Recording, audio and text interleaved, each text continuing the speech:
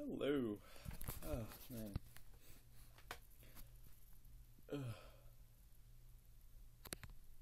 Been a while since I've done anything with a vlog or anything like that. But Mr. Frog is back with a vlog. Not today in the vlog though. I mean, in the vlog, but anyway, or with the dog. Anyway, yeah. So today, I basically wanted to simply talk about various things. One of the things I wanted to talk about was just simply the fact that my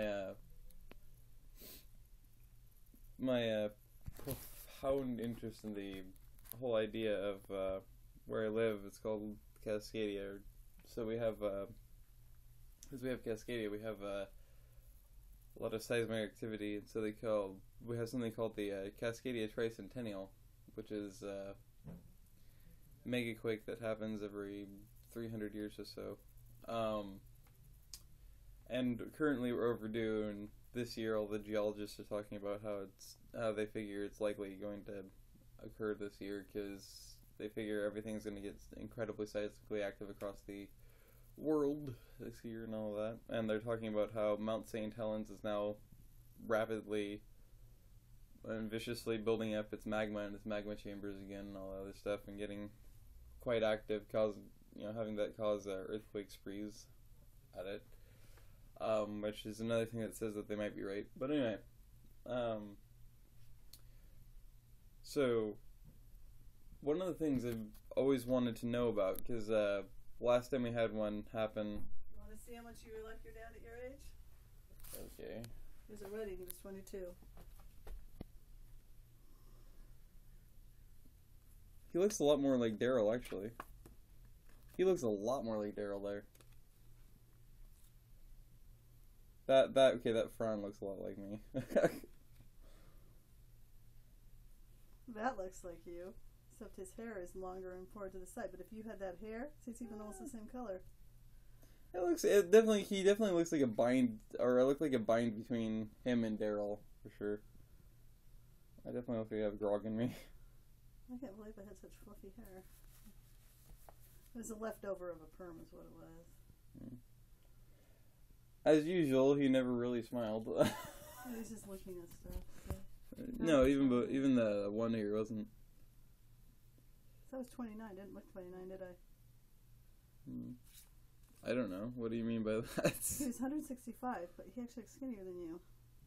He doesn't look like he'd be 165 pounds. He was 165 when we got married. Yes, he does. Yeah. I guess he was sort of smiling there. He's smiling there. You know, that does actually, that does look like a stupid smile I would have on my face, doesn't it? Yeah, you're basically that body type too. Well, I actually, if you look at the heaviness of his bones there, though, I don't really have, I have heavier bones, except for lower arms. Obviously, I don't have that heavier bones there. Your ears are a little different, but I mean, the nose and the facial structure is basically you, and the hair color. I didn't realize it was so light. I always thought he had really dark hair. His hair darkened with age.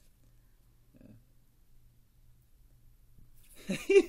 The funny thing is, he always had the exact same hands. Look at that. Mm-hmm. I remember him with that watch too, before it finally broke. He had nice hands. Yeah. That wasn't what I was referring to, but sure. He had curious hands. No, he did not have a nice voice. You're the only one who's ever thought that. Everybody else is like, you're a lunatic. You know, like 90% of people say that I have the same voice. I don't have the exact same voice.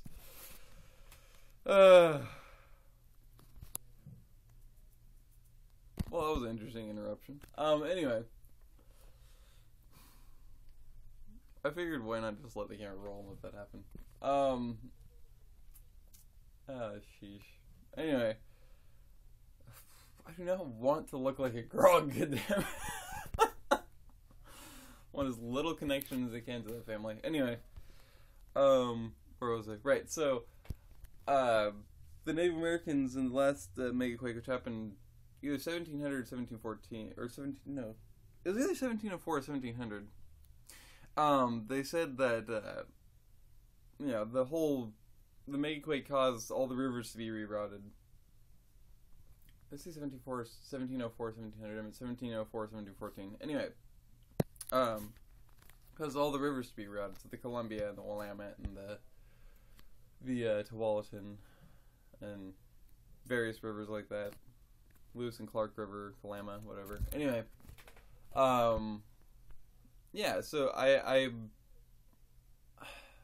wish my mom could remember where in the heck she saw, like, a little documentation of what it looked like before and after everything got rerouted that the Native Americans drew out. So I could look at it, what it looked like then, and then I wish I had the ability to go and fly over, get video flight footage, and also just loads and loads and loads of pictures. Just like super, super detailed documentation of all the water bodies and, so all the rivers, routes, and all the other stuff, and big sniffing creek routes and all that stuff. Various places, and just so we, after this next quake, those, that are like me, can go back and actually look and compare what it's like now versus what it would be like afterward. Because even if I survive, I would really desperately be painfully interested in looking at all that. So, yeah. But anyway,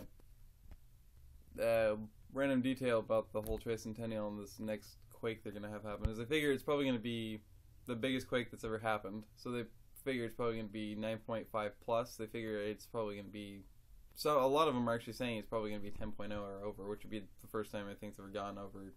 I think 9.8. I think was it 9.5 or 9.8 is the biggest? I can't remember. So it would be over that, but either way, it's it would be a megaquake and it would be massively disastrous. And a lot of people, there's a big controversy is if that happened, if it would set off the volcanic system that we have in the Cascades and all that here. And it's about half and half. It's basically a underground debate. It's kind of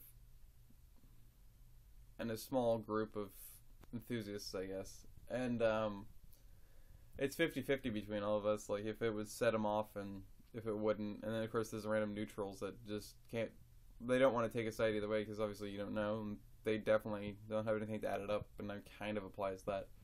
Even though it wouldn't make sense that it would set them off, especially some quake that big. But anyway, another random fact about it is the fact that most of the geologists agree that it's probably going to happen off the coast of Newport, which is my favorite township and probably the world. There on Uquinna Bay on the central coast of, well, my home state, Oregon.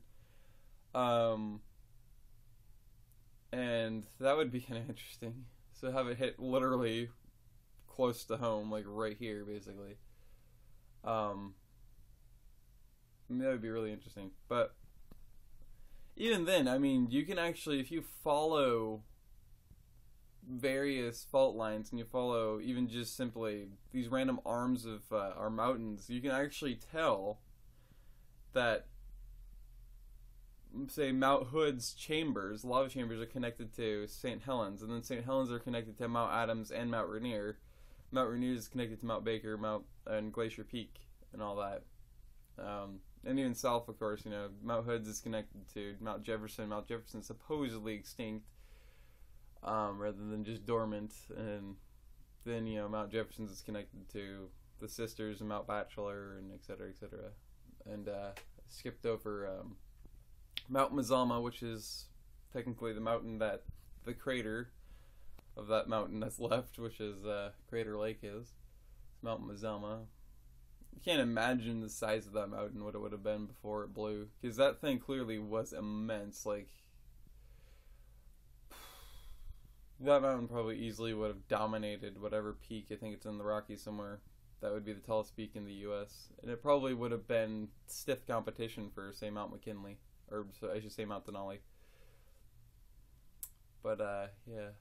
Although Mount Denali is redundant, because then it's mountain, big mountain. Anyway, but yeah, you figure it would set off all that. And of course, it's all interconnected with, say, Northern California, and it's all connected Ring of Fire. Pacific Ring of Fire. So I mean, just about anywhere along the Pacific coast, especially this east side of the Pacific, would probably be heavily affected, and obviously it would cause a massive tsunami, and probably maybe a few, in all different directions. And I mean, it's a major significant event, and it would be kind of interesting to. I always find it so interesting, natural disasters like that. And I actually always have been absolutely elated and thrilled to imagine what it would be like going through a megaquake and then going through its aftermath, and eventually, after all, well, at least the main majority of helping people out and the cleanup and stuff, and you get yourself at least semi-established as like a survival thing, you know. I mean, it would be really interesting to then go out and kind of just scout around and explore and really get a hold of not just, you know, the human effects, the effect that it had on the human aspect, but the effect especially would have on the actual, you know, geographical landscape, and the effect it would have on all the animals that survived and all that. And it would be so cool. And if it did have all the volcanic eruptions happen, that would be even more interesting, because they're trying to say that, you know, if this quake happens, they're going to immediately make Redmond the new Portland, which means everybody would be evacuated to Redmond. Interesting they chose Redmond over Bend. I don't understand what in the hell made them do that, but anyway, yeah, so why didn't they choose Bend? That makes no sense. Anyway, yeah, so yeah, I mean, it's really weird, but it would be really interesting, because if all the volcanoes did go off, and it was in the height of summer, well, that area is always inundated with wildfires galore. I mean, it is a high desert, so it's blazing hot in the summer consistently. It's frigid cold in the winter consistently. I mean, it's wild, you know. It'd just be really interesting to adopt an area like that, you know, especially as a main hub city like that. I still feel bad about Bend being left out, but, you know, the volcano is being literally right next door to that area, you know. It's really, really, really would be interesting, and all the rivers being rerouted, considering the Deschutes and the Crooked and all that are right there, and Metolius, and I mean, it's just so many different water bodies and rivers, and so many different volcanoes, and just endless amounts of things there. I can't. It's kind of exciting for me to imagine the disaster that would occur out of that. It would be actually hilarious to me to have them like, all right, let's evacuate over here. Never mind, it's dead. It's like, oh crap! Never mind, we're all gonna die. Like, intelligent going, good awareness. Anyway, that would be so hilarious for me. It would be so fun. I mean, being in the middle of the experience, if I survived all of it, I mean, it would be nerve-wracking. It would be really emotionally tolling, but it would still, at the same time, probably be pretty humorous for me. I've always been the guy to joke in the most inappropriate times and make crack jokes about, you know, everyone dying or other people dying or loved ones dying or whatever. I just make jokes about death when it happens and all that stuff. And I don't know. I've always been that guy. It's like, that's how I handle it, but two, it's like I just get in this instinctive mode. It just kicks in where it's like I have to make jokes and I have to try and keep it happy and lighthearted rather than letting everybody go slip into the dark because something horrible happened. It's like, yeah, it was horrible, but you don't have to be in the dark about it, you know. Anyway, I don't know. Of course, most people get pissed at me for making those jokes in those times. It's like, so cruel. It's like, why do you have to be in the dark about it? Why do you have to be in such a negative mood? Why can't you love my jokes? I'm trying to make it lighthearted, goddammit. Yeah, as lighthearted as you can in those bad situations. But anyway, it'd just be really fun. I would love to be in the middle of that so much. So much. And I'd love to experience it, and I'd love to then be able to, again, you know, before it happens, document everything. After that, document it. Yeah. And like I've said before, like social media and stuff, the most dangerous place in all the Cascadia subduction zone you could ever be in and live in terms of just how incredibly incompetent everybody was and the fact that they chose to build there is Portland.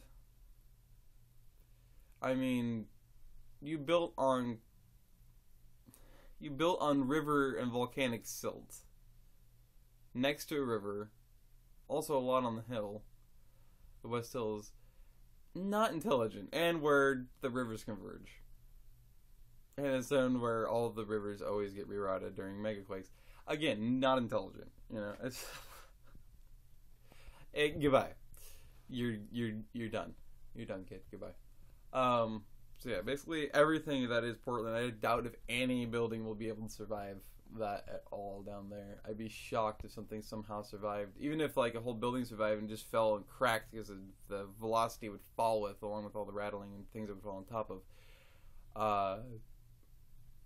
You know, I mean, considering a building's destruction, like in other words, it falling. Like say it falls out of its foundation because the foundation can't even hold because again, volcanic and river silt right on the river and all that. I mean, it, you know, I doubt that even buildings will stand. Like, I doubt that any building will survive in that sense. Because, I mean, even if it stays intact until it hits something as it falls, I mean, that still counts the building as a dead man because it fell. I mean, the whole foundation would have pulled out. So,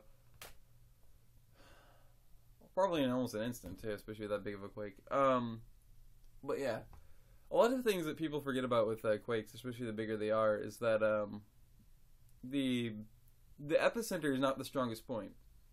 The strongest point and the most damage that's done is usually a few miles out from the epicenter. So it's usually, you know, say 5-10 miles out from the epicenter and then up to another, you know, from there to say 25 miles to 50 miles out from the epicenter, depending on how big it is. The bigger it is, the more wide that range is, but the point is it's usually in the inner middle point of the ripple effect it would have out from the epicenter. So epicenters is not the strongest point. That's actually a myth that people believe. And it's not the most damage done. The most damage done is inner middle point of the surrounding areas. So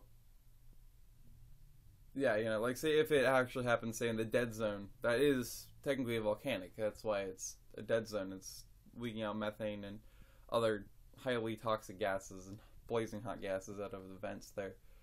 15 miles off of Newport, directly off of the mouth of the Quina Bay. You know, if it happened there, you know, then that's 15 miles. So that's gonna completely annihilate Newport in pretty much an instant. As soon as the first ripple gets there, it's gonna be gone. I mean, there's no chance of anything like that surviving. Because, you know, it's especially considering it's in the strongest point at that point. The strongest, most heavily affected and damaging point of where the quake would happen. They always want to say it's going to happen over coast because of the subduction zone Juan de Fuca. I honestly doubt that myself. Just in the sense that I feel like, I mean, it probably will happen off the coast, but I'm always a rebel, and so I'm always like, well, why does it always have to happen on our coast? Why couldn't it eventually happen on land? You know what I mean? Why couldn't it happen, I don't know, under McMinnville? Why couldn't it happen under the township of Grays Harbor in Washington? Why couldn't it happen, I don't know, under the Bill Gates's San Juan Island? I mean, it's ridiculous. But anyway, I don't know. I mean, it could. I mean, you can't discount that, but likely it is. It'll happen where they say it's going to happen. Which is probably going to be off our coast. Hasn't got a lot of attention, of course, because Oklahoma and all those other active areas currently are taking the attention. But yeah. Anyway, yeah, I've gone on for 20 minutes now, minus the 4 minutes that were taken up for the interruption. I mean, that shows how immense my interest is in this. I actually would love to experience this megaquake and survive it and document all the stuff and all the things. Document all the things. So I'd love to do. But, yeah.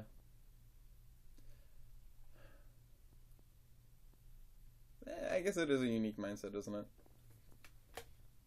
Hey, at least you can be positive about it, right? Anyway, yeah. So, it's a sunny day.